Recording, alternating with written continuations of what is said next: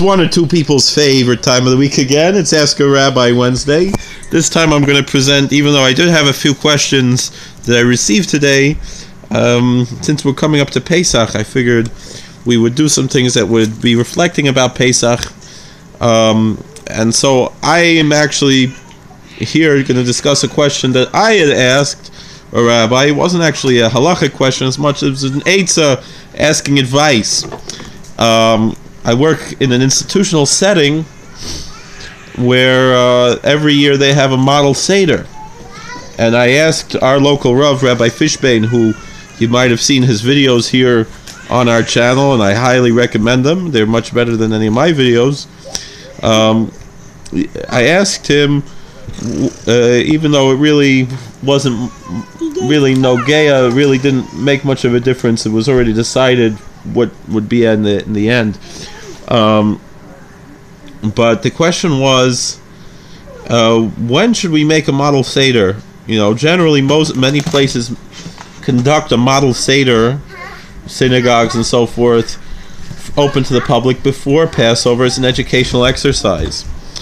Now here in the institution where I work as a chaplain, the question is, what would be better, to make an educational pre-Passover Seder, or during Chol HaMoed when I'm coming in anyway to give chizuk to the patients there, the clients, maybe to give spiritual encouragement to them as I come every week anyway. Would it be better to actually have a Suda for Chol HaMoed and have some aspects of the Seder in there as well? And he said, there's really two sides to the issue, and he really, and he said we really have to examine both sides, and that's why I'm presenting here, not presenting a psak, not presenting an answer, but rather what are the two sides of the issue. Now, on one side, there's a positive aspect of having a model Seder for educating people who are ignorant of Passover, so they know what to do beforehand, so they can actually do it during Passover at the time, which anyway is a difficult thing for the clients there to be able to fulfill, although we're trying to work on that to accomplish that for them, although it's a very uphill battle for many reasons of the rules in the institution. On the other hand, we have the problem with that is that it's a very strong custom not to eat matzah in the days leading up to Passover. So therefore, what should we do? Should we, are we violating that custom by I wouldn't eat the matzah, in a week before Passover, but what is it wrong for me to feed it to them before Passover? The thing is, it's really only a custom. The only possible law is on the actual day before Passover, which presents a whole other issue. In many institutions, they'll have the Passover Seder early, especially now they change the clocks, it's daylight savings time in most parts of America, which makes the actual time of the Seder very late. And so how do we accommodate that? Now,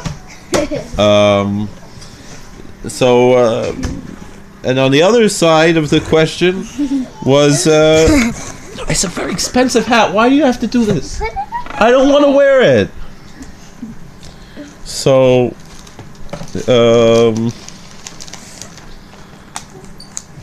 now we interrupted, sorry. So the other issue was that, and I'm sorry, the other issue was that maybe, it's Simchas Yontiv, that during Chol HaMoed to celebrate and also be feeding them kosher Pesach foods. It's not clear if they would have it or not during Pesach, and so that's an important issue as well. And so we just have to examine both sides of this story and try to come to a conclusion in any way, it seems that it's more convenient for the institution to actually do it during Chol HaMoed, and that's another part of the cheshbon, a part of the equation that we obviously would have to consider,